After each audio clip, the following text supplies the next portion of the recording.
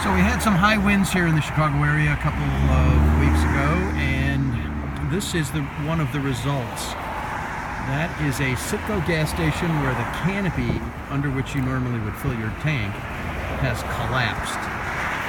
Apparently there was some corrosion on the bases of a couple of the posts holding it up, the structures that held the superstructure up, and the entire thing fell down.